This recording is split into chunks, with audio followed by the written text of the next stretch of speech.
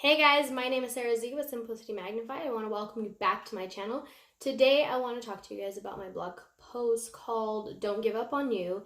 It should have been titled Don't Give Up on You or God because it has to do with a past relationship that was pretty tough, but at the end of the day I came out because God pulled me out.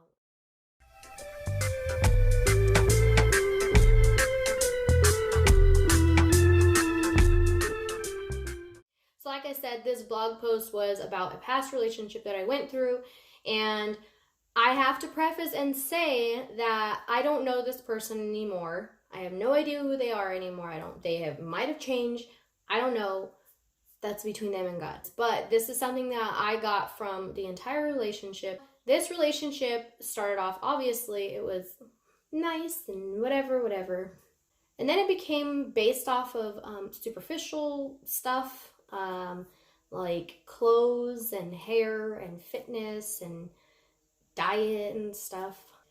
I wasn't controlled per se, but I was becoming somebody that I wasn't used to, somebody that I didn't even know, and someone who I never actually wanted to be.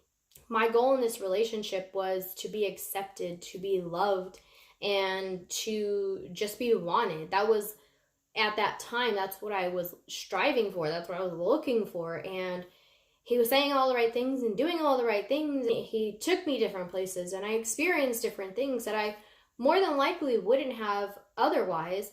But the thing is that, like I said, I became somebody that I didn't want to be. I was doing things that I wouldn't necessarily do. It wasn't all bad.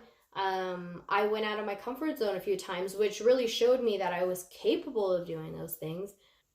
But then I would be threatened with, if I don't do these things, then we would break up. And because I wanted to be loved and because I wanted to be accepted so much, that wasn't going to happen.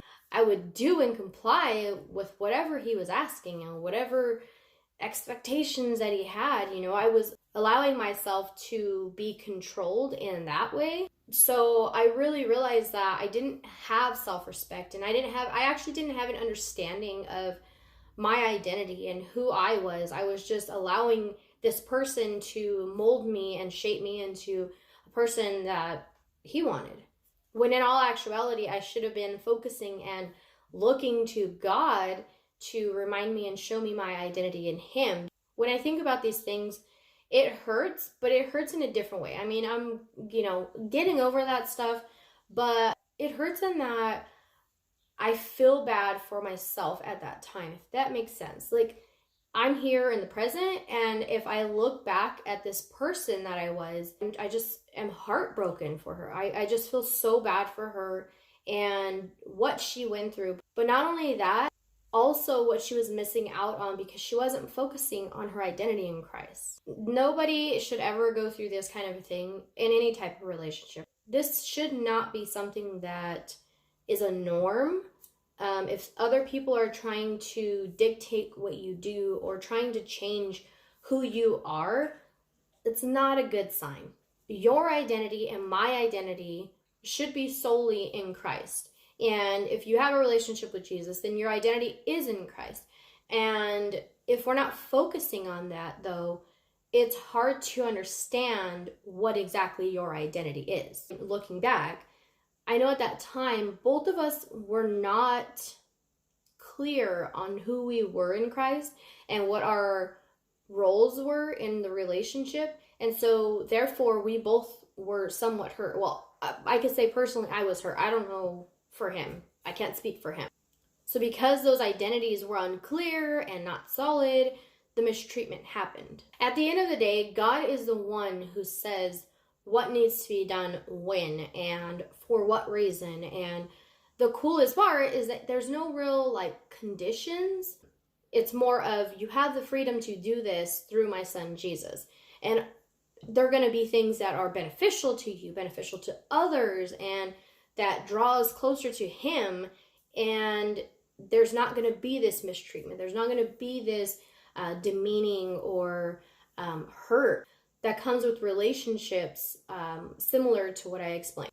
God has a plan that is so much bigger than what we can even imagine.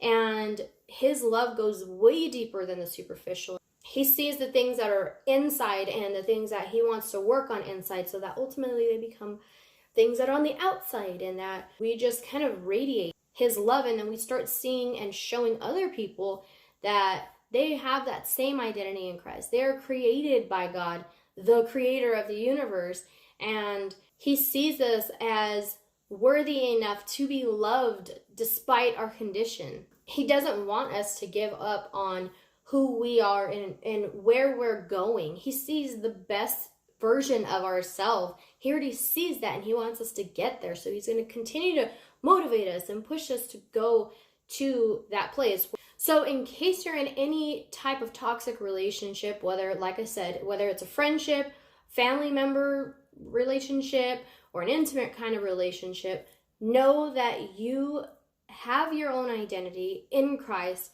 and he has a specific purpose for your life. If you are being mistreated in any way that you know for a fact you shouldn't be treated, don't go off on the person.